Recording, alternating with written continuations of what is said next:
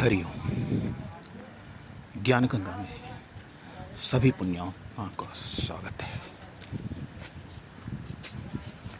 आज हम इस विषय पर चर्चा करेंगे, कर्म और प्रारब्ध। कर्म है वो है जो हर कोई करता है। हम जो भी करते हैं, चाहे मन से या वचन से या शरीर से, बिना कर्म किए कोई नहीं रहता।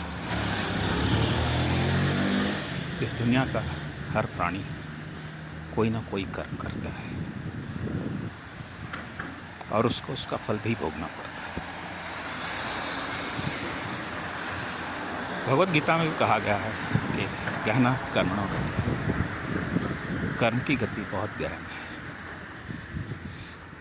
तो हम आज कर्म के बारे में विचार करेंगे।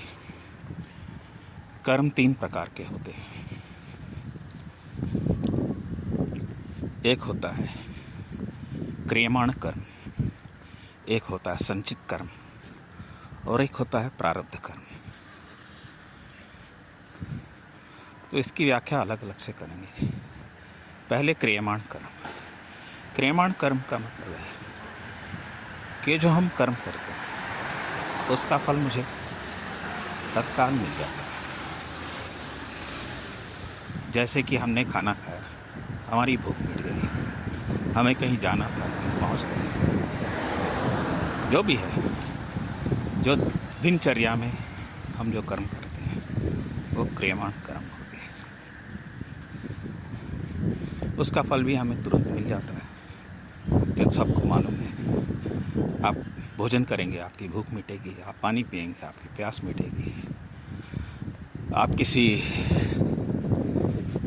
काम में दिल लगाकर करेंगे तो वो काम सफल होता है। तो ये आम बात है, हर एक की समझ में आ जाएगा क्रियमाण कर्म। दूसरा होता है संचित कर्म। संचित कर्म का मतलब है कि वो कर्म जो हमने पहले किया हुआ है उसका फल हमें बाद में मिलता है, अच्छा या बुरा जो भी है। जैसे आपने 1 साल पढ़ाई की है तो 1 साल के बाद आपको परीक्षा होगी। उस परीक्षा में आपको पास या फेल जो भी होंगे उसके हिसाब से आपको सर्टिफिकेट दिया जाएगा। ये एक बहुत सी आसान एग्जाम्पल मैंने दी है। तो संचित कर्म में हम पहले जो संचित किए रहते हैं उसके हिसाब से हमें उसका फल मिलता है। जैसे आपने फिक्स डिपॉजिट किया है तो आपकी मैच्योरिटी के बाद उसके जो पैसे मिलते हैं, तो इस तरह से भी आप समझ सकते हैं। यह है संचित कर्म। तो इस फल में हमारी किस्मत साथ देती है। वो फल कब मिलेगा हमें भी पता नहीं रहता, क्योंकि इसका दारोमदार भगवान के हाथों में है। तो जब ये बात होती है तो प्रारब्ध कर्म आते हैं। प्रारब्ध कर्म का मतलब है हमारे पिछले जन्मों के कर्म या वो कर्म जिनसे हमारा भाग्य बना है, वो प्रारब्ध कर्म है। तो इस प्रारब्ध कर्म के भी 3 शाखाएं हैं, 3 किस्म के हैं। एक होता है मंद प्रारब्ध, दूसरा होता है तीव्र प्रारब्ध और तीसरा होता है तरतीव्र प्रारब्ध। तो मंद प्रारब्ध को आप अपने पुरुषार्थ से उसे टाल सकते हैं।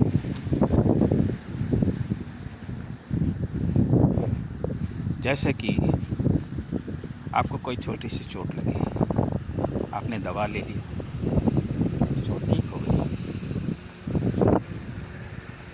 ये हो गया मंद प्रारब्ध। चोट लगना आपके भाग्य में था, आपको लग गया और आपने उसके हिसाब से जो भी दवा वगैरह जो भी ले ली, ठीक हो गया। आपकी कोई छोटी मोटी मुसीबत है जिसे आपने थोड़ा इधर उधर से एडजस्ट करके कर ली, मुसीबत दूर हो गई। यह हो गया मंद प्रारब्ध। तीव्र प्रारब्ध में जो होता है उसमें आपको जो है कुछ ज़्यादा मेहनत करना पड़ता है, उसमें आपका पुरुषार्थ भी लगता है और साथ भी आपका भाग्य भी लगता है। आपके पुण्य अच्छे रहेंगे तो उस प्रारब्ध से आप बाहर निकल सकेंगे। अगर आपके पुण्य नहीं है तो फिर उस प्रारब्ध को भोगना ही पड़ता है। यह है तीव्र प्रारब्ध। तीव्र प्रारब्ध भी हमारे पूर्व जन्म के कर्मों से ही होता है। हमारे पूर्व जन्म में जो भी हमने पाप या पुण्य किए हैं उसी के हिसाब से हमारा प्रारब्ध बनता है। वैसे बहुत से लोगों को आप देखना होगा जो एक ही काम दो किस्म के लोग करते हैं। एक आदमी आगे बढ़ जाता है और दूसरा पीछे चला जाता है। उसकी वजह यही है कि एक का प्रारब्ध तीव्र था जिसकी वजह से वो आगे बढ़ गया, दूसरे का तीव्र नहीं था इसकी वजह से वहीं लटका रह गया। ये तीव्र प्रारब्ध है। और तीसरी होती है तरतीव्र प्रारब्ध। तरतीव्र प्रारब्ध जो है ये आपका पीछा छोड़ेगी नहीं। जब तक आपका शरीर है, जब तक आपकी जन्म है, तब तक वो पीछा नहीं छोड़ती। ये बहुत ही गहरी बात है। इसका कोई इलाज नहीं होता। तरतीव्र प्रारब्ध को कोई नहीं टाल सकता, क्योंकि वो आपका एक ऐसा अमाउंट है या एक ऐसा कर्ज है जो आपको किसी भी हालत में चुकाना है। तो ये तरतीव्र प्रारब्ध को जो है इसको टालना मुश्किल होता है। जैसे कि कैंसर हो गया, आजकल तो खैर कैंसर का इलाज भी हो रहा है, लेकिन पहले कैंसर का इलाज नहीं हुआ करता था। या कुछ ऐसी बीमारी हो गई जो आपकी ज़िंदगी को ख़त्म करके ही जाएगी, वो आपके पूर्व जन्मों की किसी चीज़ का है जो आपके साथ लगा हुआ है, उसको इस जन्म में मिटाना है। इसी वजह से वो आपको बीमारी लग गई। या फिर आप कोई काम कर रहे हैं, कितना भी कोशिश करें नहीं होता, क्योंकि वो काम आपके भाग्य में नहीं है। आप सर पैर कुछ भी कर लें, वो काम नहीं हो सकता। तो ये बात आपको समझनी होगी। इंसान कोशिश करे ठीक है, लेकिन कोशिश में ज़िंदगी गंवाना ये बुद्धिमानी नहीं है।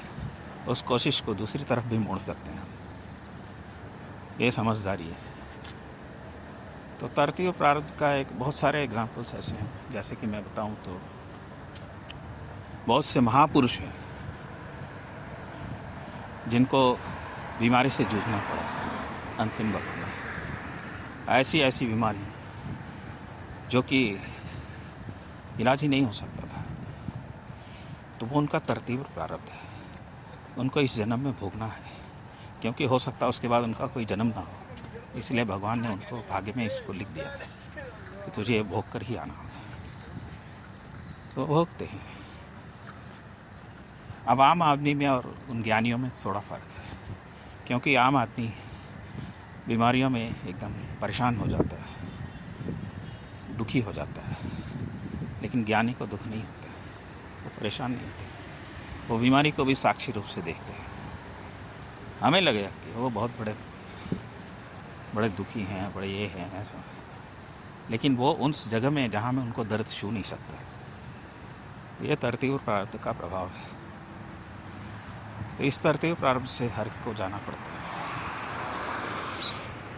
तो इस तरह से तो ये कर्म और प्रारब्ध ये दोनों हम डिसाइड नहीं करते। इसको डिसाइड करने के लिए भगवान बैठा हुआ है। जैसे कि आपने एग्ज़ाम में गए, आपने पेपर लिख दिया, आपका पेपर सही है, उसके बावजूद भी एक एग्ज़ामिनर रहता है जो आपके पेपर को चेक करता है। जब तक वो मार्क्स नहीं डालेगा तब तक आप पास नहीं हो सकते। तो इसी तरह से इस प्रारब्ध को जो है भगवान अपने तरफ से देखते हैं कि इस वक्त किसको क्या देना है, उस हिसाब से उसको मिल जाता है। तो हर आदमी अपना अपना कर्म इसी तरह से भोगता है। अगर कर्म ही इस तरह भोगना है तो फिर हम भगवान की पूजा क्यों करें? ये एक सवाल मन में आ सकता है।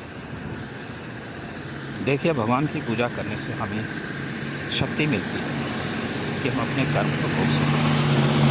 और दूसरी बात है, हमारी जो तीव्रता होती है भाग्य की, दुर्भाग्य की, उस तीव्रता को कम करते हैं। अगर आपके प्रारब्ध में सांप काटने लगा, हो सकता है आपको कोई चूहा या केकड़ा काटे, तो इस तरह आप मौत से बच सकते हैं। तो ये भगवान की पूजा करने से मिलता है।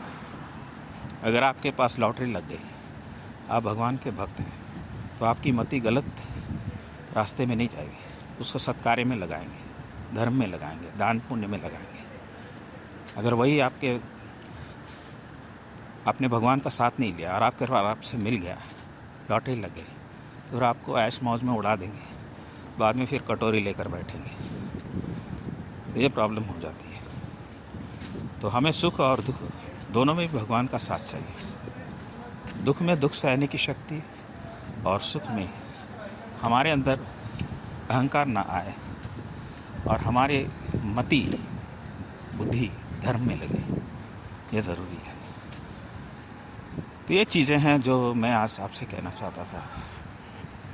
अगर आपको पसंद आया होगा बहुत अच्छी बात है, और फिर मिलते हैं फिर किसी और सत्संग में, फिर कभी।